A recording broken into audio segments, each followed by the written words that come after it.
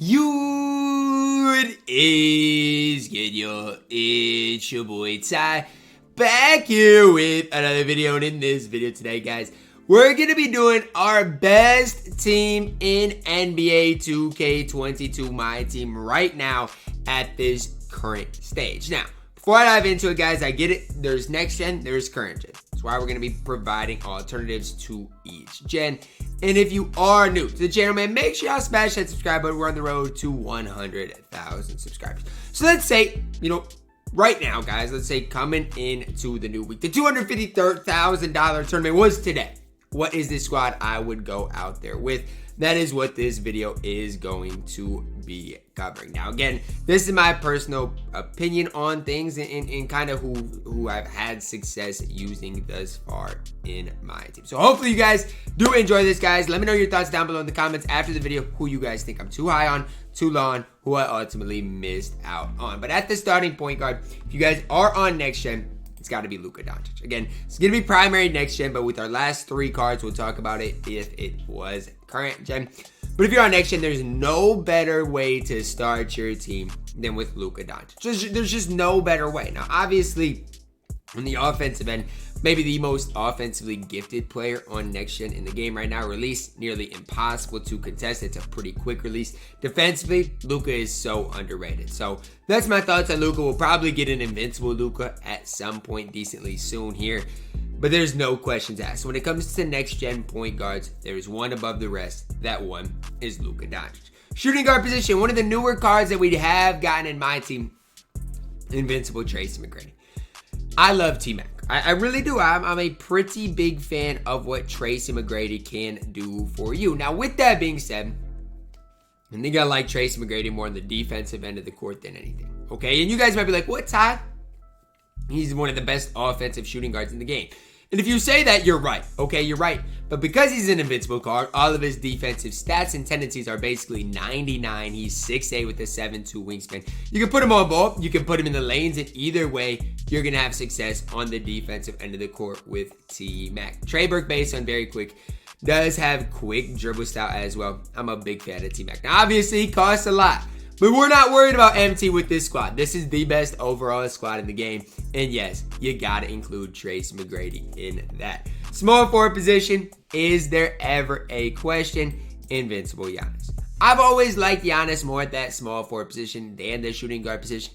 Even with the Giannis that could play shooting guard, the out of position Giannis, I still played him at small forward. I think that is his best position in general because he's 6'11". So with that, guys, he can still be somewhat of a cheeseball at that small forward position. But now you're looking at an invincible Giannis that's perfect stat-wise, perfect badge-wise. Giannis based on very quick. He's not going to have to make many plays because you've got both Luka and T-Mac, who, his primary, secondary ball handlers are both really solid. So for Giannis, expect him just to be an all-ball defender, play lanes really well, and just be a versatile wing in my team with a very quick release. In the power forward position, guys, I want to start this by saying it's very difficult because you got guys like Will, you got guys like Shaq, you got guys like Bob Netterlick, you got guys like Nate Thurman. It is so tough when it comes down to that power forward position. I'm gonna plug in the guy that I think I would probably start. Okay, and this is gonna get interesting, but who I would probably start right now. And that's Invincible Shaq. Now, there's no saying, right, that my mind on this is made up. Because the power forward position's one that I think the difference between Shaq and a guy like Nate Thurman, Bob Netterlick, it's all preference based. But I think because of how I play, I'm going to start with Shaq. And if Shaq struggles, right, if he's an offensive liability, then I'll replace him. But I think that's where you got to start. 7'1". Obviously an invincible card, so he's going to be perfect stats, perfect badges. The only problem with Shaq is that release. And if you get used to that release, or even if you don't shoot earlys or lates, he's probably going to knock down the majority of his whites. I think that's where you got to lead. And I know, guys, we got 3 Invincibles already here. You guys are going to be like, what, Ty? This is crazy. Nobody's going to have the MT for this. But this is why I make a 1 mil squad builder and then the best overall squad, because it definitely is a little bit different. So I got to plug in Shaq. There's no questions asked. At the center position, Galactic Taco Fall. Look, 7'6" at that center position. Do you guys need me to keep going? He is 7'6" at the center position with an 8'4" wingspan. The best player model, the best player build, the best defensive player in the entire game. Now, the crazy part about Taco is I'm pretty sure I looked earlier and he's like 600,000 MT, which for one of the top 3 or 4 cards in the game is just a ridiculous good value. I can't even call it value, but it is a really good value option for a Dark Matter Taco. If you want the best squad in the game, you need Taco and you need Yao. Obviously, Yao is going to be my backup center. You need those two guys. There's no way around it. You need those two guys.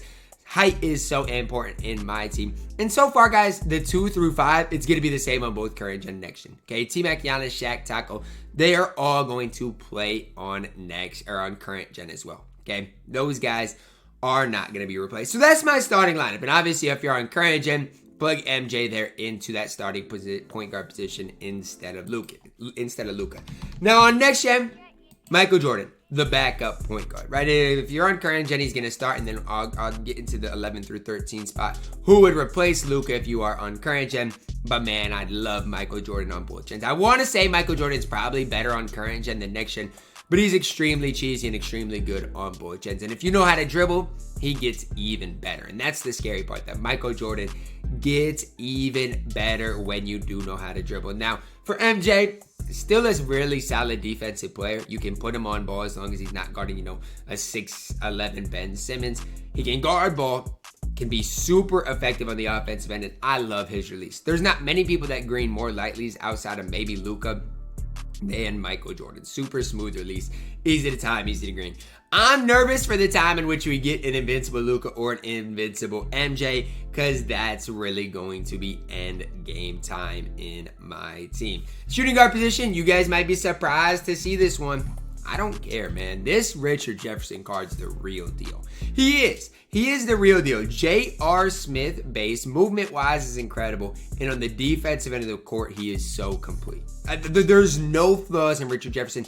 And the best part about that card is a lot of you guys watching this probably have him for free. So I know this is a really expensive squad, and rightfully so, but with Richard Jefferson, you had the chance to get the card for free. And that is really important with as expensive as a squad as this is. Now, again, he could be that secondary ball handler, which is great. I like having 2 ball handlers on the court. Combine that with a really smooth release and a really good player build, player model in general. I love Richard Jefferson. I love him on my no money spent. Probably right now, my best player on my no money spent. And it's just that simple. Richard Jefferson is absolutely elite in my team. Backup small forward position, you guys might be surprised. Yes, I love Bobby Jones. I love him more than Invincible Bron. Are you guys surprised? I don't know what you want me to say. He's got a better release than Bron. He moves better. The only thing LeBron's going to do is have that better player model and going to defend a little bit better. That's it. And is it worth playing Bron over Bobby because of that? I personally don't think so. Now, if you got Bobby Jones off boards, I still think he is available on boards. He is until 10 a.m. tomorrow. Look, if you got Bobby Jones, you got an absolutely incredible small forward in my team. Again, this is the best squad you can make. And the fact that Bobby Jones is included in it, I think is very important and very valuable. I think he is, the best, maybe primary small forward outside of Richard Jefferson, T-Mac in the entire game. And again, the fact that you could get Bobby Jones for free is absolutely incredible. Backup power forward, again, this is really preference based, okay? I think it's between like 3 or 4 guys, right? You got Nate Thurman, you got KG, you got Wilt, you got Bob Nedelecki. It's who do you prefer, okay? That's really what it comes down to. And I think for me right now, again, I have these players out here, it's really preference based, but I think right now at this current moment, I'm going to plug in Kevin Garnett, okay? And if you guys are wondering, Ty, why KG? Well, here's the deal. Wilt and Shaq got really baited and really slow releases. KG's that middle ground, right? Where he's got an okay release, but it's not necessarily good. Thurman's got a good release, but he's not an invincible card like KG. And then Bob Nedelecki's an absolute cheeseball. I think KG's that middle ground, right? Where he's going to play great defense. Going to be an invincible card, so he's going to have everything you can ask for. And his release is not bad. And that's the important thing. It's not bad. It might be a little bit baited, stuff like that. But again, at the power forward position, it's really preference. If you want to plug Wilton, I'm okay with that. If you want to plug Nate Thurman in, I'm okay with that. If you want to plug in a guy like Bob Nedelecki again, I'm okay with that, okay? I just think KG is an all-around card, definitely deserves to be on this squad after what I saw in the gameplay. Movement-wise is really solid. Defensively gonna get the job done, and I think he does deserve a spot in this squad.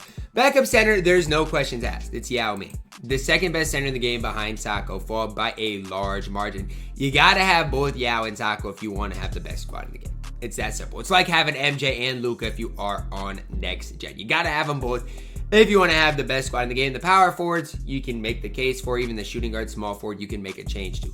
Point guards and centers, if you're on next gen, there's no ifs, ands, or buts about it. Those guys got to be plugged into the squad. So if you're on current gen, guys, who am I running instead of Luka? Ben Simmons. There's no question. If I'm on current gen, I'm running Ben Simmons instead of Luka. Why? Luka is not very good on current gen, okay? So you gotta plug in Ben Simmons. I'd plug him in with Richard Jefferson and just run your offense through RJ. But even on next gen, if there is a third point guard, you're running Ben Simmons. And even if you guys wanted to do something like this, okay, I'm okay with that. If you want to run Ben Simmons over Richard Jefferson, I am perfectly okay with that.